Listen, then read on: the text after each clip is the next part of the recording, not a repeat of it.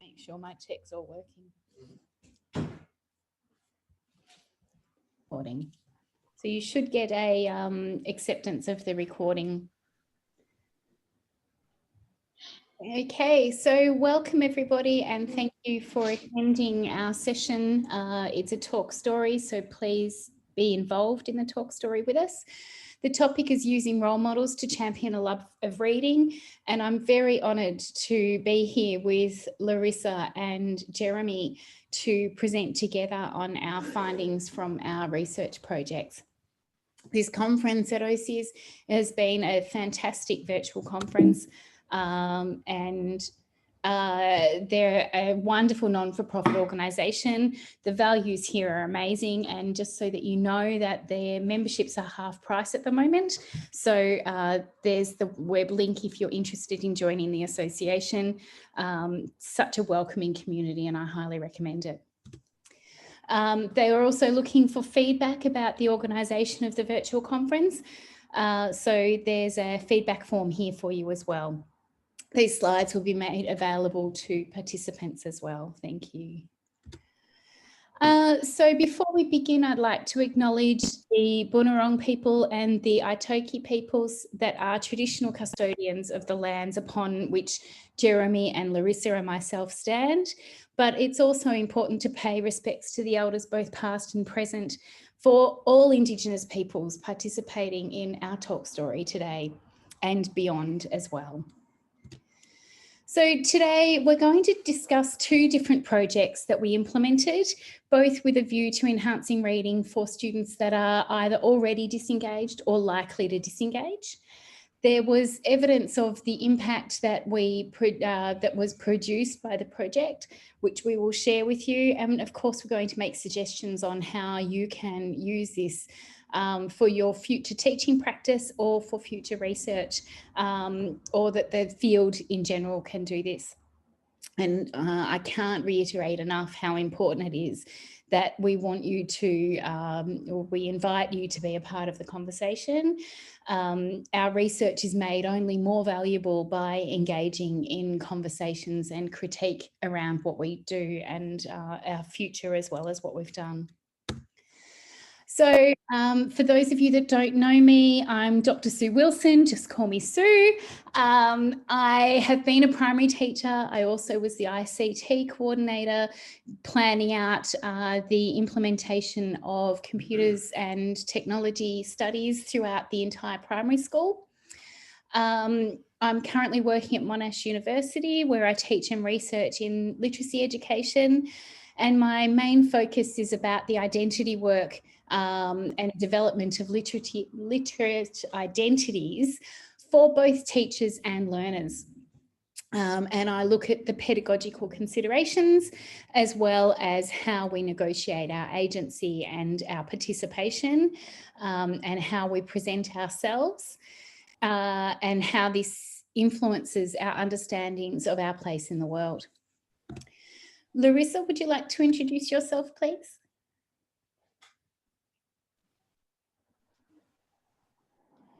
Thank you, Sue. Thank you, Sue, for the lead to our session. Bula to everyone. I am Loriza Rafiq, originally from Fiji. I'm currently teaching Pacific Studies at the Oceania Center for Pacific Arts, Culture and Pacific Studies at the University of the South Pacific in Fiji. I have taught in various Fiji primary schools together with an administrative role up to being a head teacher. My research interest is in primary literacy and also transitions from primary to high school. I would like to thank OCIES and everyone for the opportunity.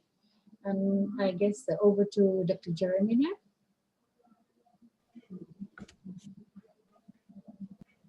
Thank you. Thank you, Loriza and Sue, and thank you everyone for joining in. I'm Jeremy Dorovolomo. I'm a physical educator by background, and I used to teach in Solomon Island high schools for a long while, since '89. And I joined in teacher education in around 2000 at the Solomon Islands College of Higher Education. It was called then. Now it's called the Solomon Islands National University now. And of course, with the physical education and sports background, I coach table tennis on a normal day. But in terms of physical education, I research of a couple of things. And one of the things I increasingly focused on at the moment is sports for development. So using sports as a vehicle for helping achieve societal developmental outcomes. And in this case, it's the use of sports champions and sports role models to encourage children to be reading. So it's related to literacy. Thanks. Thank you both. So I'll just give you some background to the Read Like a Demon project, which was the one that we implemented here in Melbourne through Monash University. We had a wonderful research team involving 5 key members, or 6 key members, 5 colleagues, myself, I can count. So Jane Kirkby and Kelly Carabot and Deb Corrigan. Then I came in to support, and we also expanded to Hale Raffi and Penny White. So what we did was that we involved players from the Demons, which is where the Read Like a Demon title came from, which is Melbourne Football Club who play Aussie rules. And we took them out to schools to see upper primary school students, years 5 and 6. And the students that we were working with were in areas of Melbourne that was so low socioeconomic most of the time, going to schools that didn't necessarily receive additional funding for supporting students with additional needs or diverse students. But the diversity range in those schools was very high. Lots of students from multiple cultures with many, many language backgrounds. So one classroom may have, families from every student could be from a different cultural background. So one of the schools in particular had up to 50 different cultures represented throughout the school, and I think it was 56 different languages. We were wanting to promote wider reading as the outcome of the engagement. And what happened was we took the players out, often in teams of 3 players, but again, depending on their availability and their contract work, to see where they could fit in the time to come out. Of course, you'd understand that football players are very time poor. So doing this is something additional to their other roles within the AFL League. So they would come out and they would sit with a group of students and they would read to them. And we got our pre-service teachers and ourselves to choose books that were appropriate and recommended for this age group. And they were predominantly picture books, which is unusual in some schools because a lot of the time, both students and sometimes teachers think that picture books are for young children, but there are many designed for older children now. So they would read the book and then have a class discussion. And after that, we'd go out onto the footy field and do some football clinics, kick to kick, and some skills and drills. So what we found was that weaving the use of the role models who came out probably just once, but then using the pre-service teachers and the teaching team here at Monash to continue that spark, that the students really got engaged in writing tasks as well as reading tasks, but the writing tasks required them to read to be able to participate and show the best of their talents. So the results were wonderfully pleasing increases in motivation and engagement across those students. And the beauty of it was that we were enabling pre-service teachers really to shine, and we were treating them as equals along with the teachers from the schools and ourselves.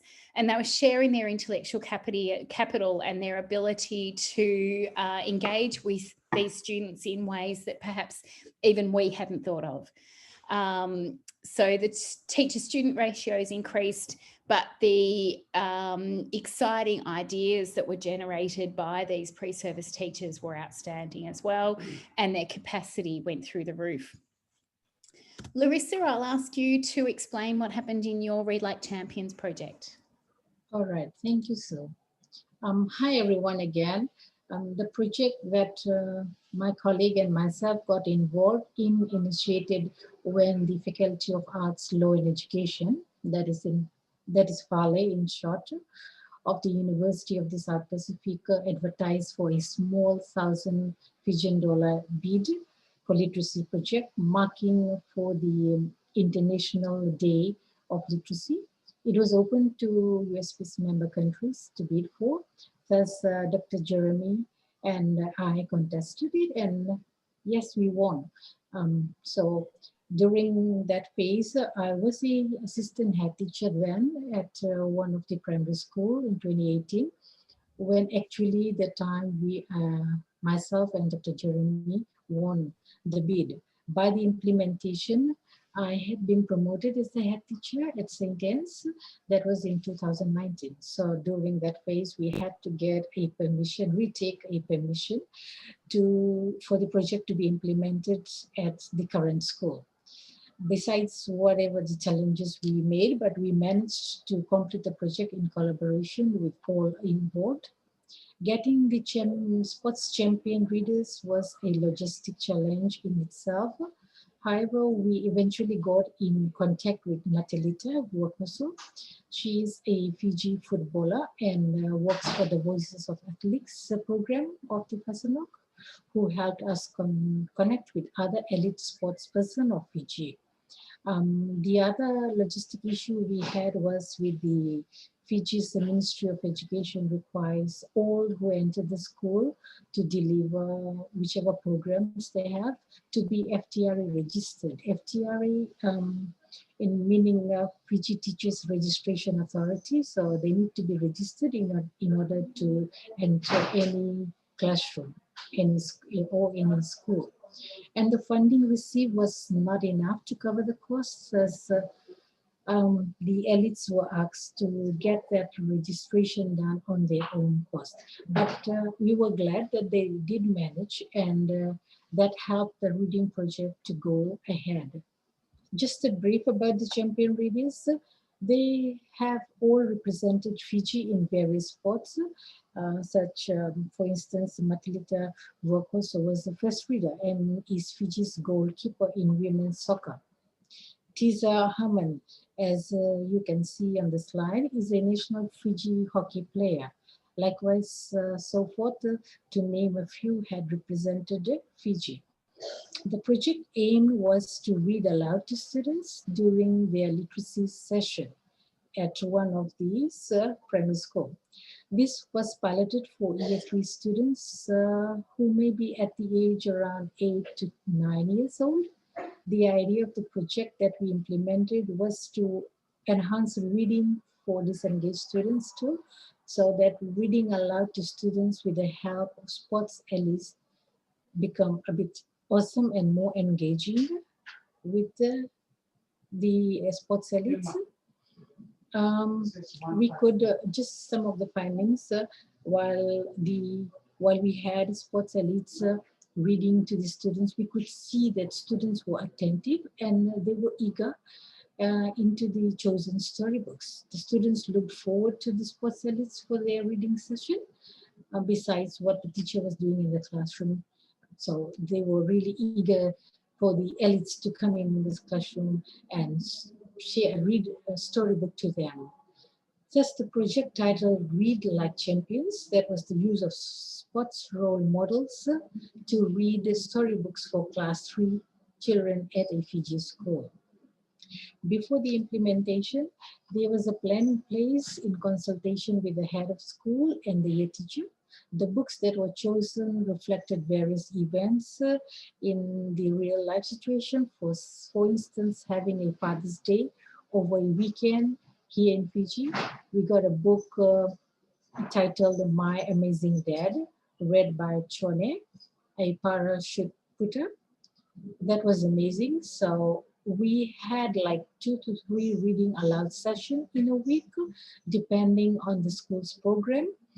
After the reading, the teacher had designed related activities to facilitate the comprehension and other literacy aspects aligned with the Fiji Year 3 curriculum requirement. The reading aloud project indeed went well. And we are happy that we have used these sports elites as a role models to champion a love of reading. This study had two focus group interviews, one with a group of pupils in the class and the other with the readers.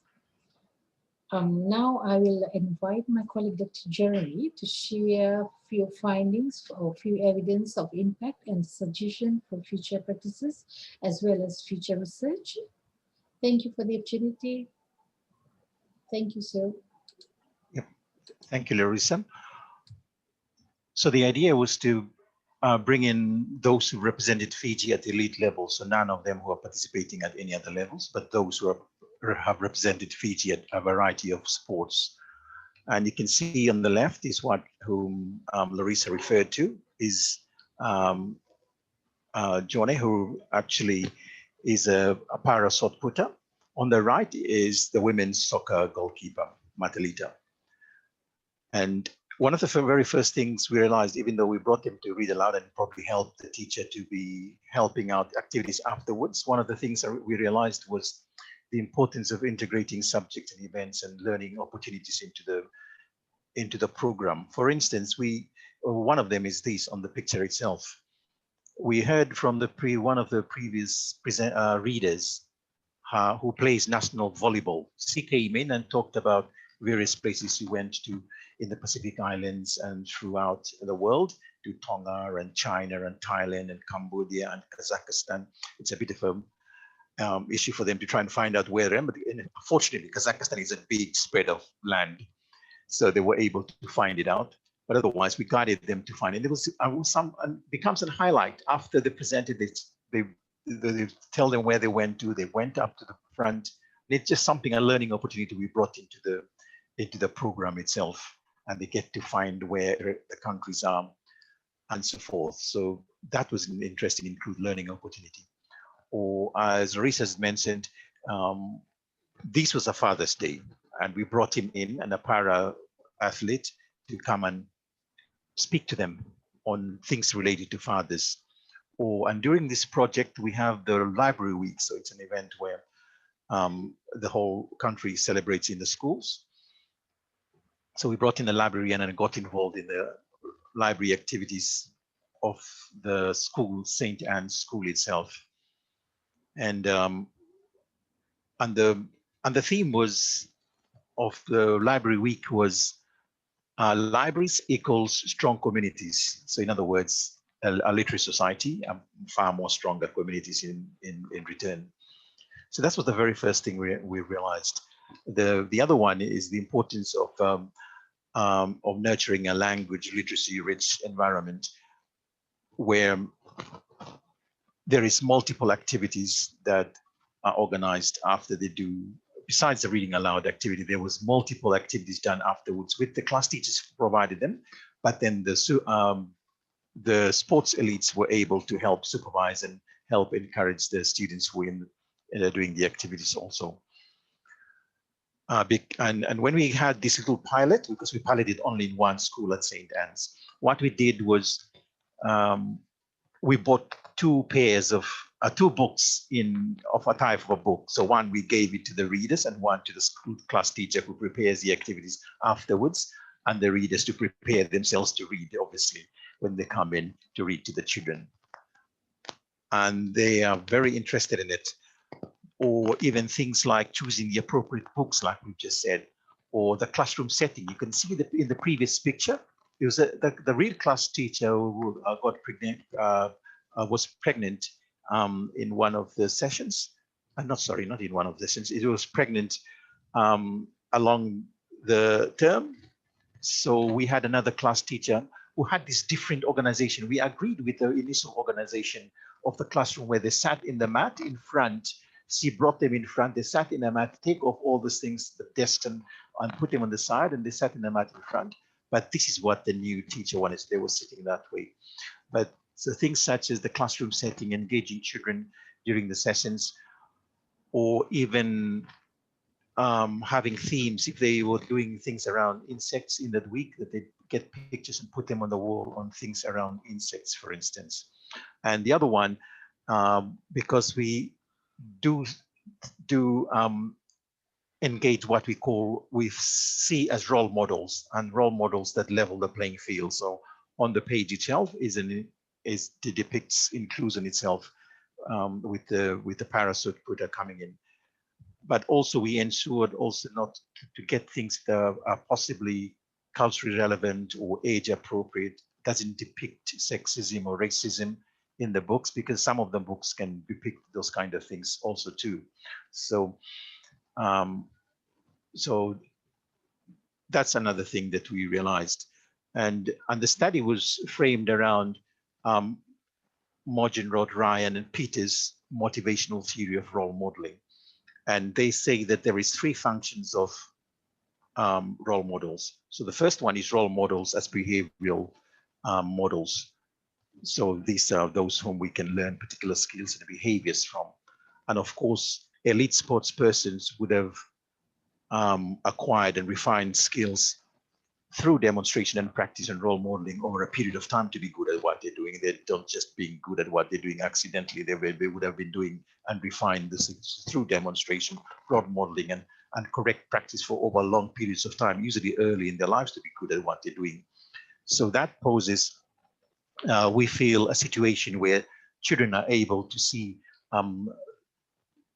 someone who potentially can motivate them and role model them to be achieving and have the attributes to achieve higher in the reading. The second function that they advocated for the motivational theory of role modeling was role models as representatives of the possible, so that they represent what's possible and achievable and possible, that you can do it, that you can actually be regular readers and love reading, and that's an achievable and possible goal to achieve, to be someone who reads regularly and loves reading itself. And the third function, they said, was role models as inspiration. So they provide inspiration, something that's desirable and worth striving for, that the kids can look up to and excite admiration, and hopefully be better readers and enjoy reading.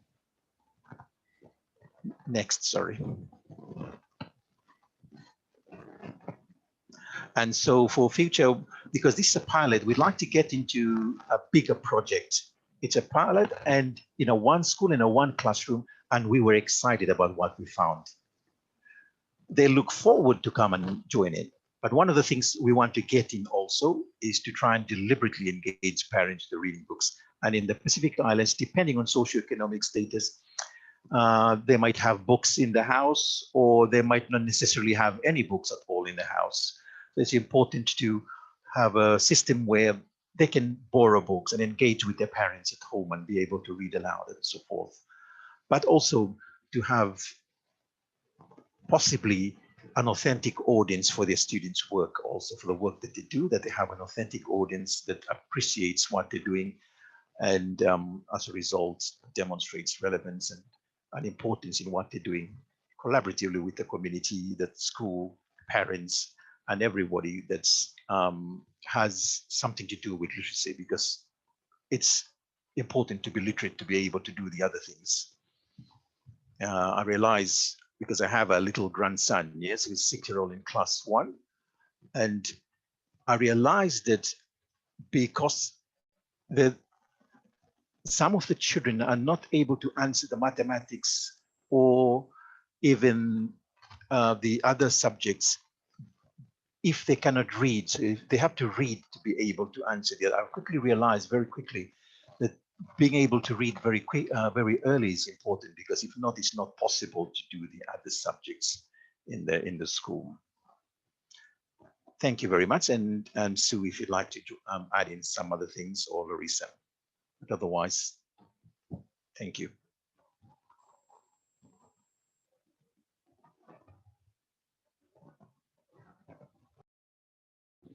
Thank you very much. That's the formal part of our talk story, but we really invite you to ask questions now, share some anecdotes of experiences you've had that this kind of reminds you of. You know, I can begin by telling a couple of stories of things from the project if you like. But yeah, let's all get together and share some stories about what this means for us as researchers and educators.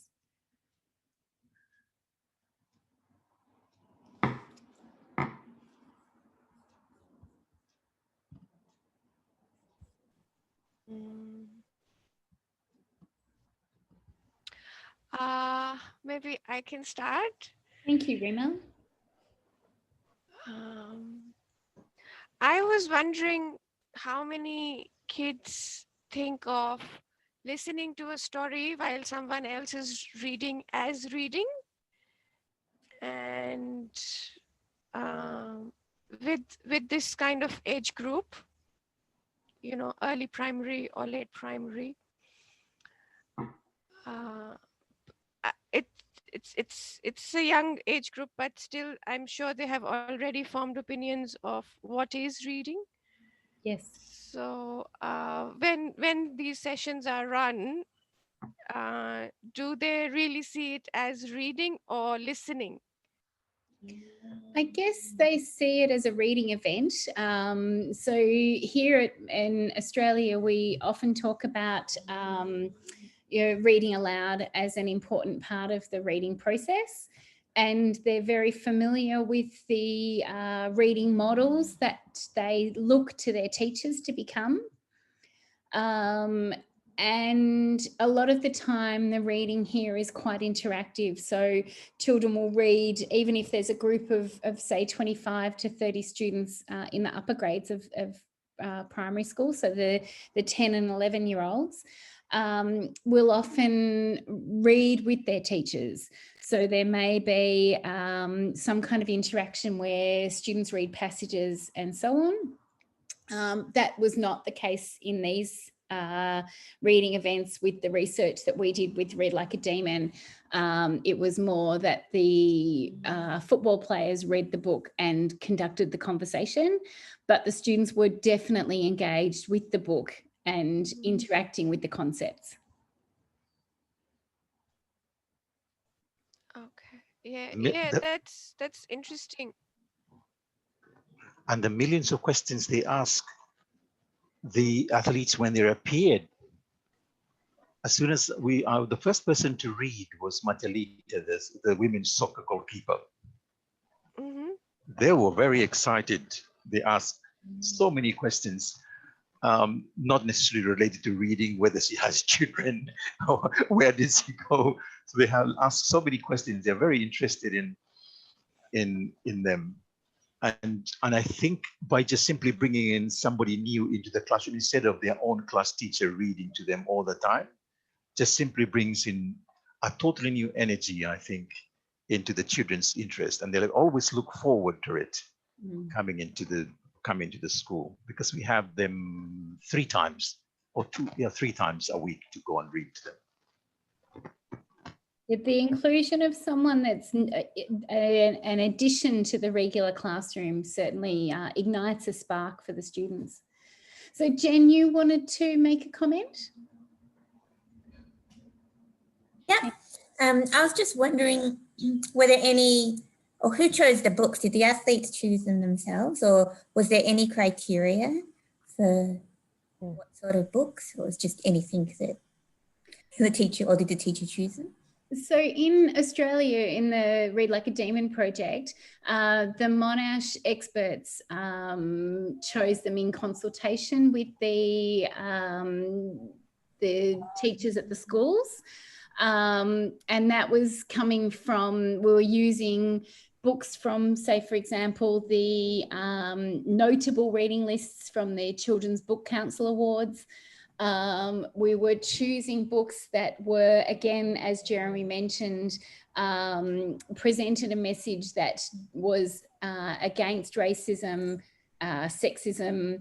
It was inclusive, raised issues that were contemporary and interesting for the students that were, starting to think of themselves as getting quite mature. So 10 and 11-year-olds are in Australia ready to move on to secondary schooling. So the criterion was that they were relatable, and that they engaged with topics that were relevant to the children's daily lives as well, and written for that age group audience. Thanks, Jen. That was a great question. And in fact, there was one book that it was a fractured fairy tale. So it's postmodern book that takes a fairy tale apart and presents it in a different way. So we used this book. It was about Humpty Dumpty falling off the wall. And the football players really resisted it and thought that it was too babyish for the age group.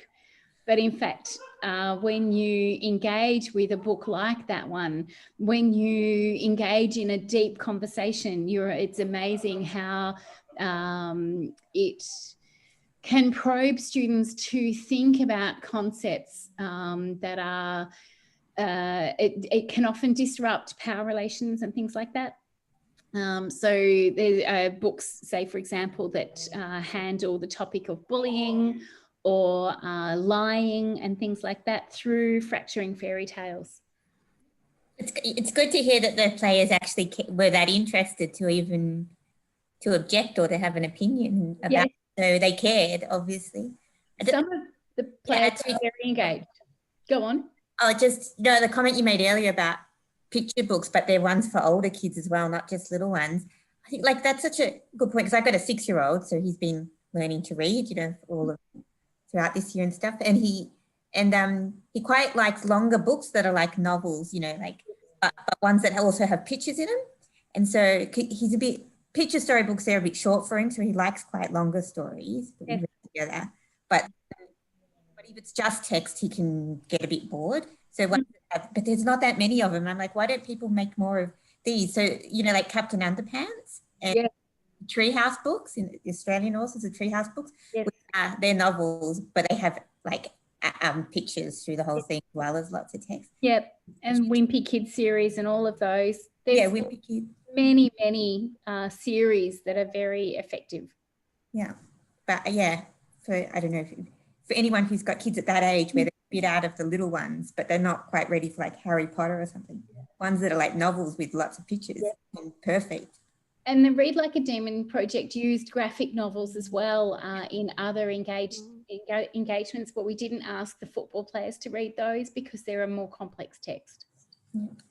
Jeremy and Larissa, did you want to talk in about Fiji? I relied on Larissa because she eventually joined the University of the South Pacific, but she was the head teacher of the school when we did the project. Yes, so we relied on her and her knowledge of the students and the class level and her background in teaching in the primary school to get the books that were relevant. And we have only a handful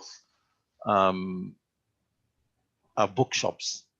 So we were able to go around those ones to get the books to be able to run the project.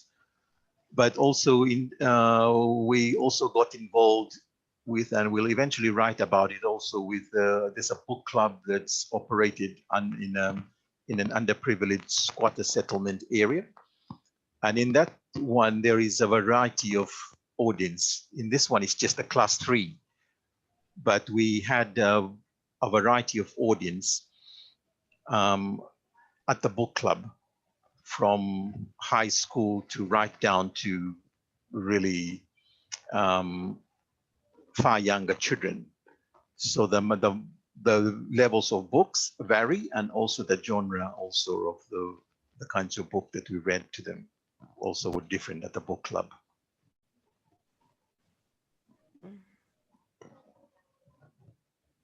I'm just curious, Jeremy, you mentioned the kids wanted to ask the players a lot of questions about their personal life.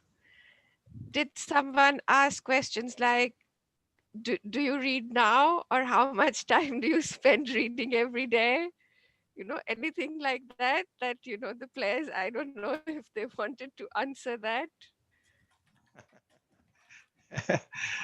No, fortunately, they didn't ask any of those questions. But they were just simply excited just to be listening to the readers themselves. I didn't remember them asking that question, but they do engage with them, particularly in the sports that they're doing, is where they went, what they were, how they competed, what they were doing, and so forth, is what they usually ask them about. They are very interested, particularly, that's why we brought in the map. They're particularly interested in where they went, what they were doing, what's the kind of training they do, and so forth. In our project though, Rima, the Melbourne children did often ask the players, why do you need to read? You know, what do you use reading for in your role? And often the players were talking about signing of contracts, which is very complex, but also just communicating with team members and the training team, the coaches and the health professionals, you know, places and dates and calendars and all those kinds of things, the more practical day-to-day things. And the students could see that these players did value their literacy skills.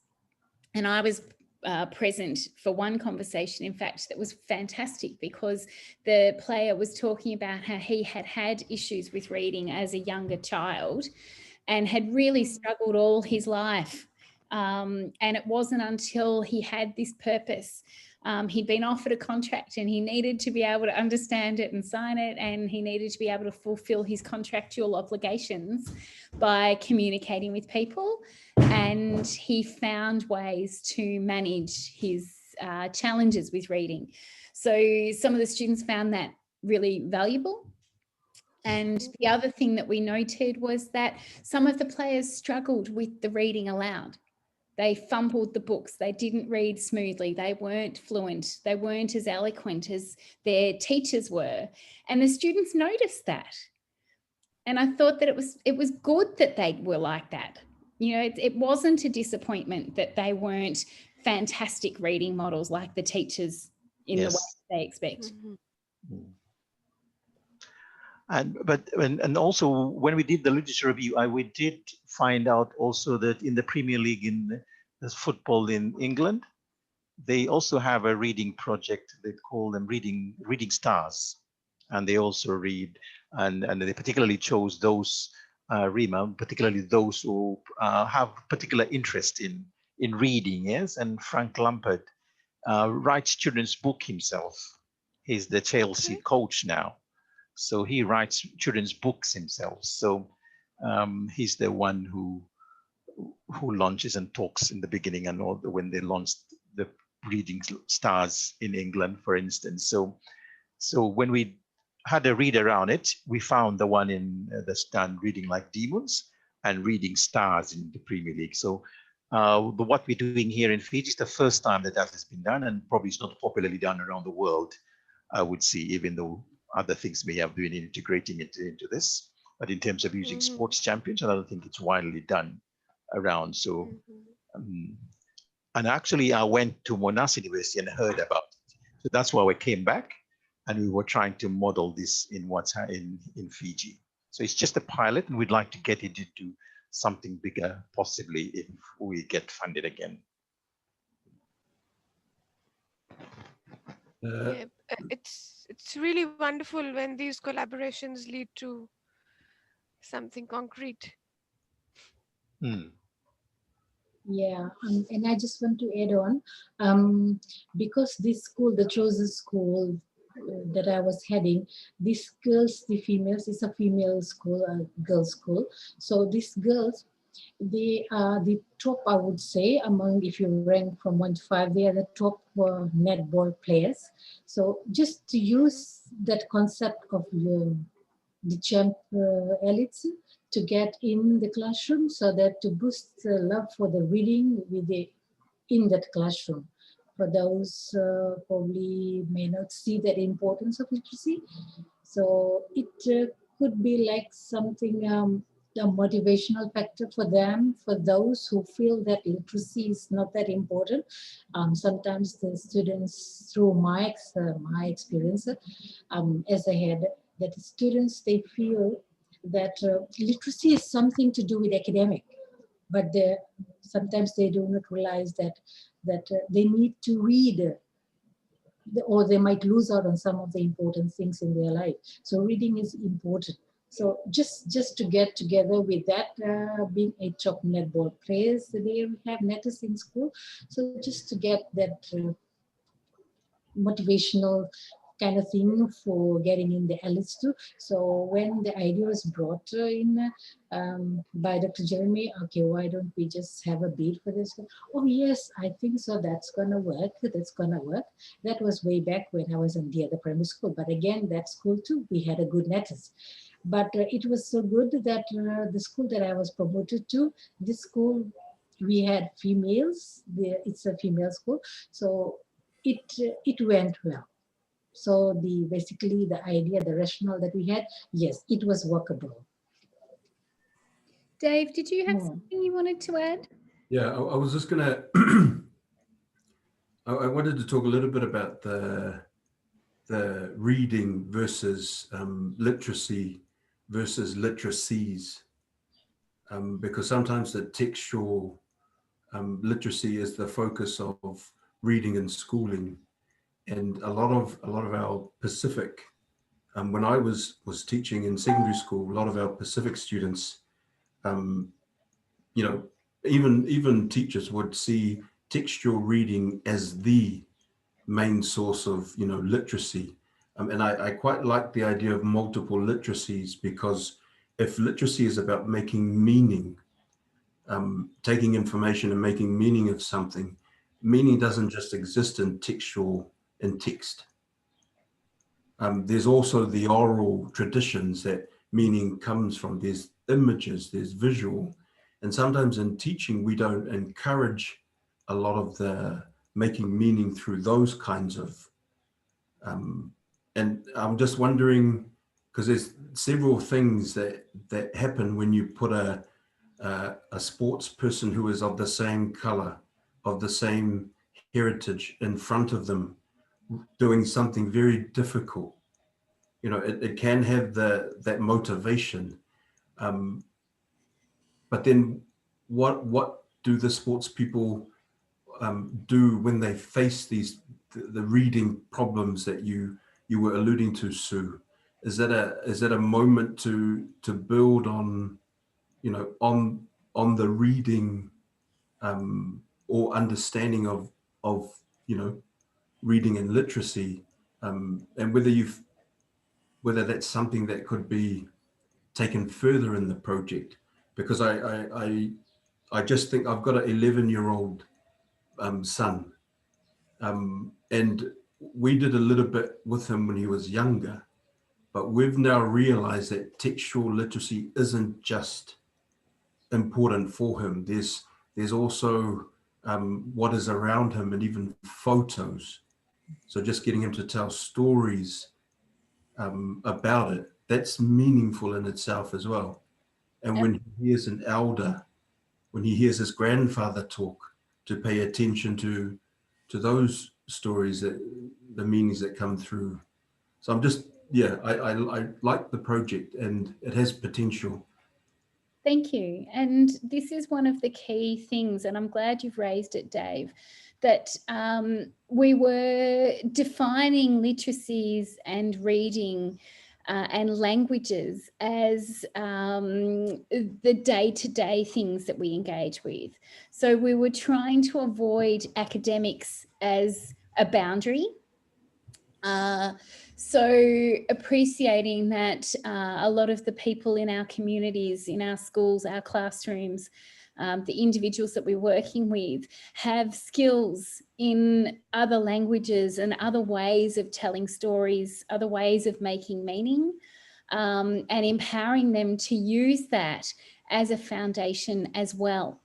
So rather than shutting down any engagement that used popular culture as a springboard, or used a different language to communicate, so code switching was not a problem. The books that we chose were intentionally informal. So while they were still written in academic English, They had quite often a comic tone. Some of the texts were, as I said before, things like the graphic novels and so on. And yes, we absolutely use the multiliteracies to engage with different ways of making meaning through visual and sound and signs and other things. So that's a part of the project as well. And in an area of the project that developed further that we weren't making central in this presentation, but certainly is important to the understandings that were produced, was that a lot of the activities after the initial reading involved the use of digital tools, students making their own videos using avatars and so on to talk for them, and different literacies to produce their understanding of what they had read. Such a great point, Dave, really important. Yeah, that's an important point, Dave.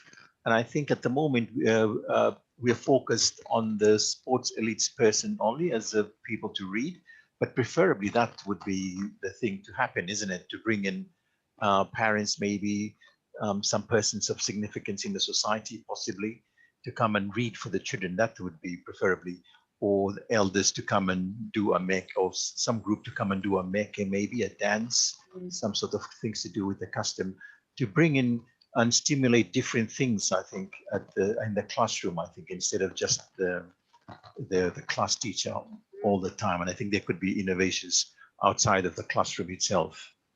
And I've also seen at the book club, which is not what we're doing at the moment, in the book club at the squatter settlements, that there's a group of these young boys who actually rap into one of the children's books. And if you go to it might still be on the Facebook of the book club too. I think they actually rapped in one of the books that were presented to them. So various innovations to get them engaged with reading. And using the arts and so on, like Jeremy was talking about, allowing them to rap their response to a book, or running slam poetry events. Dance and song and poetry, they're all literacies and they're all related, and they're all ways that we can pass on our understandings and share them with one another. And so important to remember our cultural heritages, and remember that a lot of the cultures have used oral languages and music and dance to convey their messages.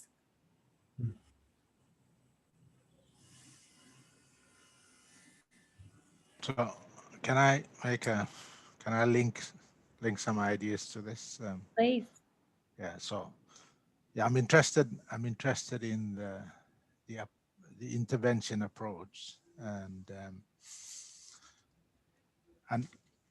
so I've just been reading a whole lot of emails all day today, in between conference sessions, from a whole lot of people in the Solomons who were celebrating the end of a project yesterday.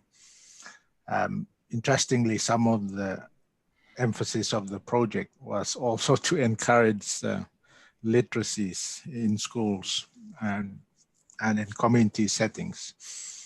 The approach there, of course, is different, and that's why I'm interested in approaches. Where in that particular initiative, the champions are actually the teachers and the parents, not people from outside coming into the classroom or into the village. And I think to link this to Dave's point, I suppose the conceptualization of literacies, meaning a capacity to read the air is possibly the one that they are using. And consequently, knowing how to read the air, you then know better what to do or how to behave or how to live. But I'm interested in the link between the external champion strategy and hence the love for learning, or in this case, the love for reading books in English.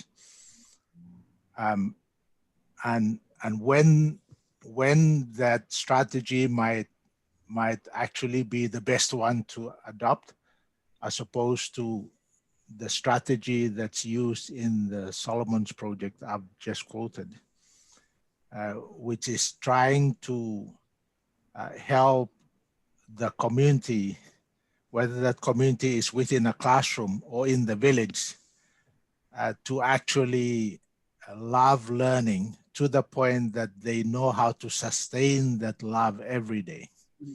So when might that other strategy be most likely, or at what particular points or in settings might that be the one we focus on, or the one that is supposed to be what we major on, and that from time to time we use these other strategies, whether this is relating to reading or to learning generally or to international aid, whatever. So I'm just linking this current discussion with some of that. By the way, this other group from the Solomons are actually talking at 4 o'clock. 4 o'clock. That's 4 o'clock New Zealand time. That's half an hour. That's in the next session. Thank you. Thank you. So I'll just briefly say that for us here in Melbourne, we began with the spark from the external champions, but then moved into more of a model like you were talking about. But I think it would be really great to hear more from Loriza and Jeremy on what they did in Fiji, which was slightly different. Loriza, do you want to take the lead on this? Are you happy with that?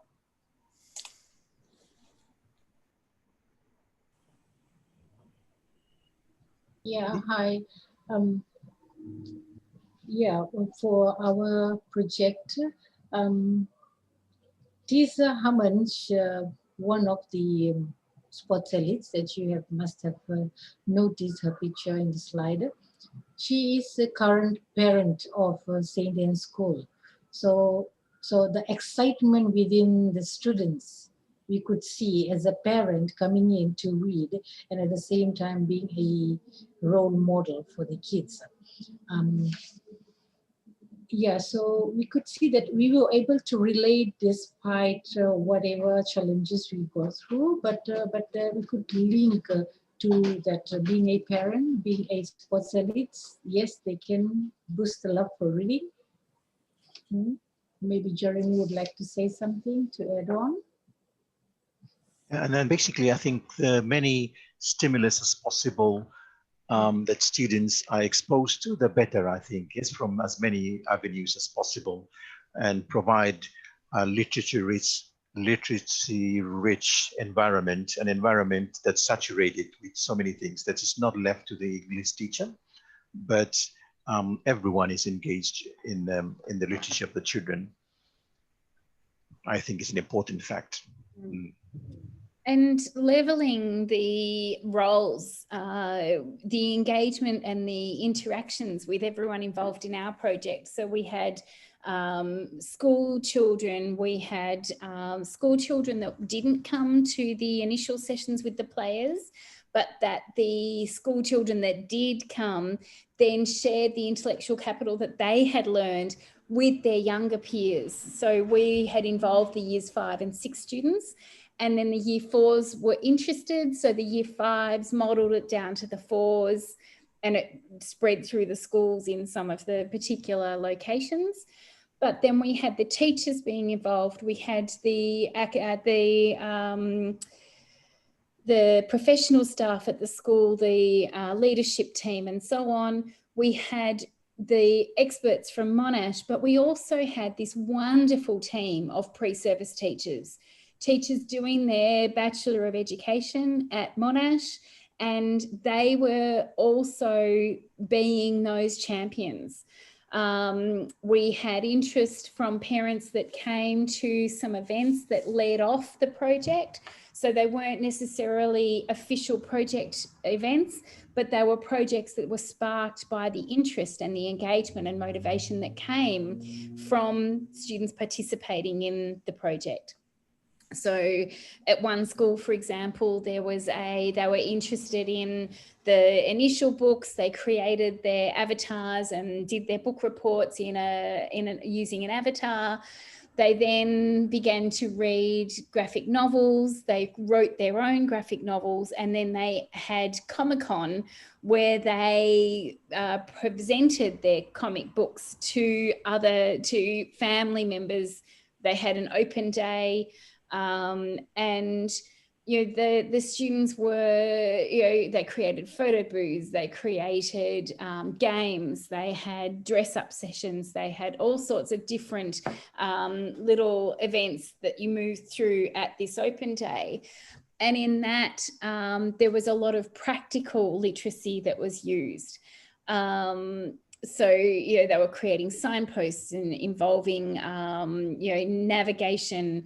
They were using their home languages to tell families what was happening and when it was on. They were using dance and music as a form of expression. There were all sorts of literacies involved in those events as well. So Lee Khan is in the library, so she asks, how does this research control interference factors, for example, the preferable type, form and taste of the books and children like to read? In the Fiji context, that's a very good feedback, Lee Khan, because we're piloting this, and preferably this is what we do. If we could have far more books, because the bookstores we have here in Suva might not be enough to get.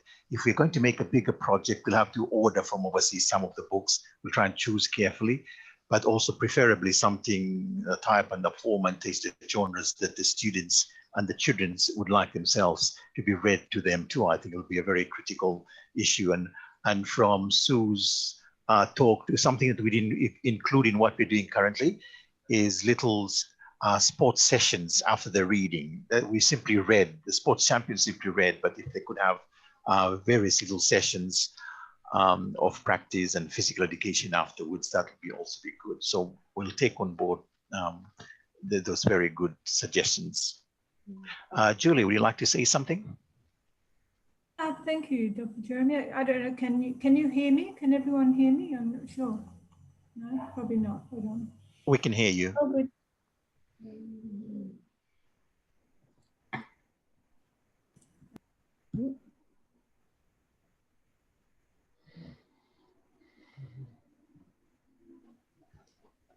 You'll have to unmute yourself, Julie.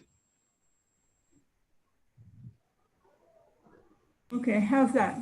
Good. Good? Yeah, that's fine there. Okay, good. Yes, thank you. I'm interested to know the types of books that were used, especially in Fiji, but also in Melbourne, whether they were short enough to last just one session, or did the sports people carry on each time they came back to the school and continued the story from the books? And I'd also like to know whether, if it's a teacher reading to the children, quite often the teacher would pause and ask questions about what she just read, he or she has just read, and also ask the children to predict the outcome. And I wondered whether the sports champions were encouraged to do that, whether they did do that or not. It was a case of just straight reading from cover to cover.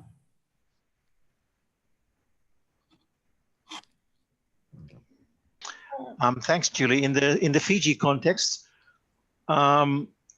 one of the things we'd like to do before doing another project, if we possibly could get funded, is to actually run a little workshop on reading aloud, because it's a pedagogy itself also before they get into there. And as Sue said, there's a variety of reading styles that they came with, but a workshop at the beginning on reading aloud to children as a pedagogy will be good before anything bigger.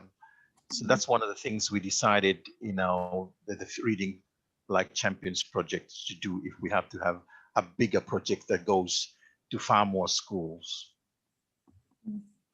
Thank you. But usually the books are enough for that one. Sometimes they're short, so we bring in another book. So we have 2 books sometimes. Okay. Yes. So the stories would finish at the end of each session, that they wouldn't continue. Yes, they would finish. They wouldn't continue another time. Yes, I see. All right, thank you. That was also the case in Melbourne. Our books were a single reading event purpose. The issue you were raising about the players reading just straight through without the normal teacher style of asking questions and predictions and so on. Yes, we did attempt to coach the players to engage in book discussion as well as just a straight reading. It depended on the individual player to the extent that they were able to take that up and how confident they were. And as I said before, there were some players that were really confused about the choice of the fractured fairy tale that they felt was too babyish for the students. And in fact, the students responded to that book with excellence. And just going back to Lee Khan's comment about the controlling interference factors and preferences and so on, we didn't actually have a problem with the book choices. So there's a lot of research out there telling us that in allowing agency to the students by choosing their own books to read is crucial in engagement. But in fact, the player books that they read were chosen by us. So there was no problem with students wanting people to read texts that were perhaps inappropriate at that stage. And we didn't have a problem with engagement. The students were very interested in whatever books they had read to them. But over time, as the activities rolled out, yes, they were asking the students to make recommendations. If you liked this book, then perhaps you might like this series or this book as well. And we found that the students were really responsible with it. They were mature. They actually justified their choices of texts very well. There were some students who needed a little bit of scaffolding to be able to do that because they were either lacking confidence or not strong readers and didn't have books to recommend. But the even students that were often disengaged, and disengaged across the curriculum as well. We had one student in particular who was going through some stuff at home and really having trouble at school because of it. And he just read and read and read. And he engaged in perhaps a slightly different way to some of the other students because he was very withdrawn due to his personal circumstances. But he engaged in the tasks and took pride in sharing at the end. So sometimes he didn't want to collaborate with others in the ways that we had designed, but we found alternatives for him to participate. So there was flexibility in the project in that students had some choices, and where they were given that flexibility, they stepped up and they were responsible. Sorry. We'll start with Dave and then we'll move to Julie. Sorry, Julie. No problem. Carry on. I was just going to share something that I thought was quite profound, and it kind of reminds me of what Kabini and a few of the other scholars have always questioned the approaches to to any any concern that we have around education. I mean, it reminds me of Futahelu. Futahelu was a part of the Atenisi school. Kabini knows Atenisi really well.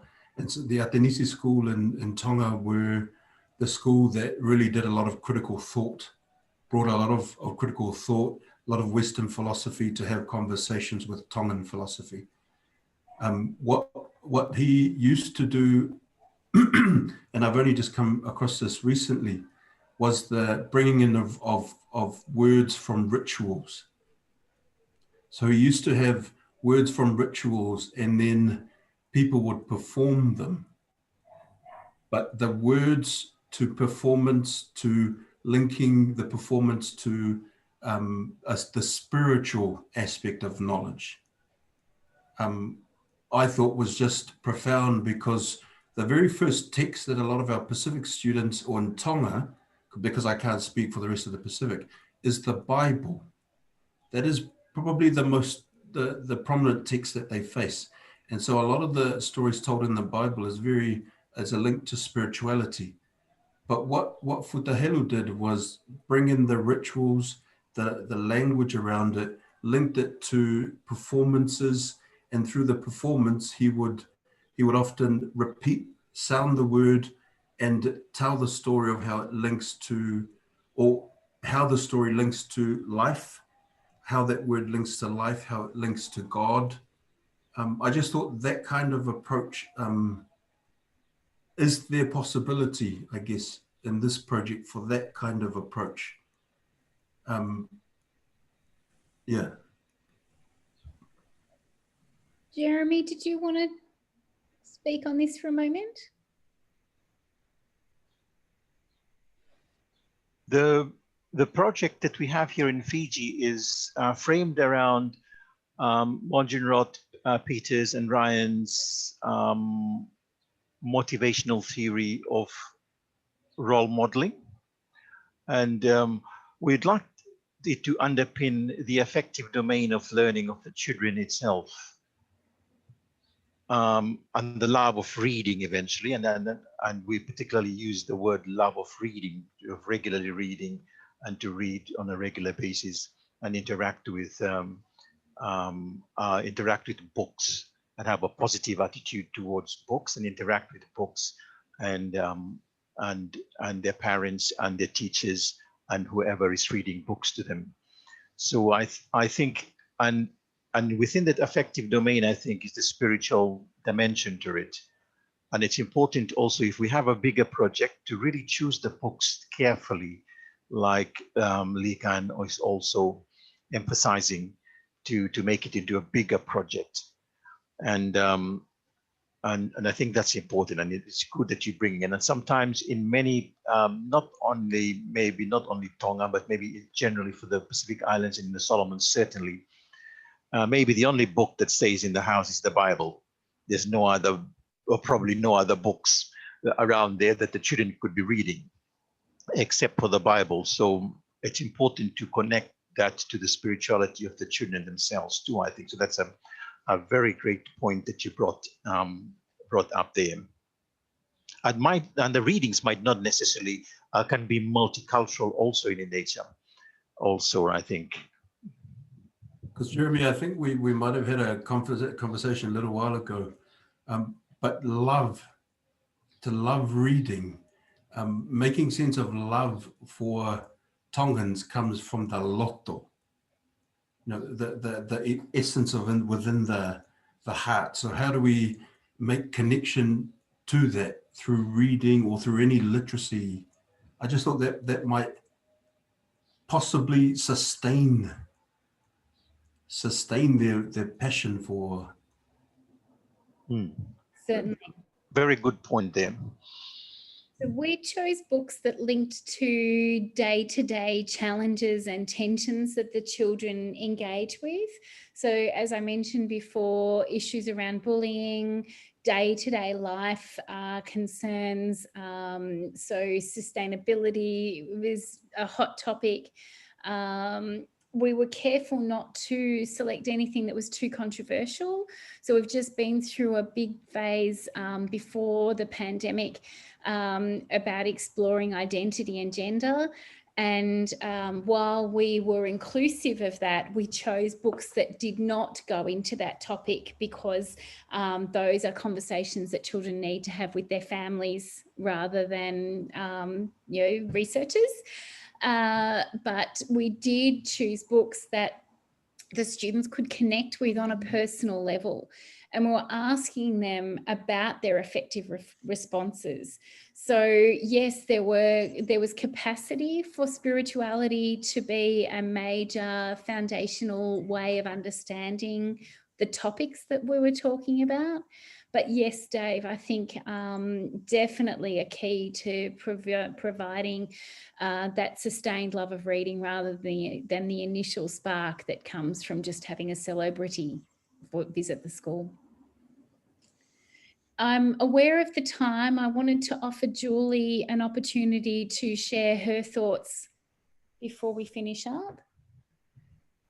You're on mute again, Julie. There we go. Is that right? You. Okay. Yes, thanks, Sue. Were the teachers, were their reactions noted and their feelings about this project? Because I'm thinking that it could also benefit them significantly. It may give them a second wind and interest in maybe considering different approaches. Okay, so that you've introduced somebody different to read to them. I mean, it may stimulate the teachers to think of alternatives. Did you find that may have been an outcome? Certainly in our project, it absolutely was. We had ethical approval to engage with the teachers, and we interviewed the librarian at one of the schools and the teachers across all of the schools. And there was a resounding comment coming from many of them where they found that it injected a passion, reignited that passion that they had had. And I think part of what influenced that was the pre-service teacher involvement. They came in fresh and excited and new with ideas that the teachers may not have come up with. And that really reinvigorated the teachers. But we were really lucky because the teachers didn't resist the project. Sometimes you go into a school to do research and the teachers find it an imposition. We didn't find that with this project. The schools and the teachers that enrolled in the research were all very interested in participating in it and wanted to be actively involved. And that, almost community of practice model that we were using of valuing everybody's input really enabled everyone to come together to get even more excited about reading. Great topic, Julie. So I'm aware that we've actually gone slightly over time, and it's quite an honour to have been in a position to go over time with the great conversation that you guys have generated here with us today. Is there anyone that would like to add anything before we head off to our next sessions? Maybe just a comment. Please. Yeah, I mean, if you come from a Pacific oral intellectual tradition, you probably won't place so much emphasis on this book reading. Because the experiential wisdom is that you have an entire generation of Pacific Islanders who have managed to do very well at university without any books in their homes, without their parents having gone to university, without, I mean, those are without the economic, I suppose, economic whatever. those are the three main reasons for school success within the global literature. But the experience or wisdom of an entire generation of islanders disproves all the theory. And so I think unless we broaden the understanding of what it is, what explains the ability and capacity for people to be alive and to flourish, whatever the environment is, will probably lessen our attention on books. That's just a comment. Thank you. And yes, the realities of how we produce wisdom and community and building understandings together is crucial here. So I'd like to thank a wonderful audience for your participation today, and very much to my amazing colleagues, Larissa and Jeremy. It's been an absolute honour and a pleasure to work with all of you. And I really look forward to engaging with you again in the future. Thank you very much, everyone. Thank you, Sue, and everybody. Thank you, Sue, and everyone. We'll see you again in the future. Thanks. Yeah.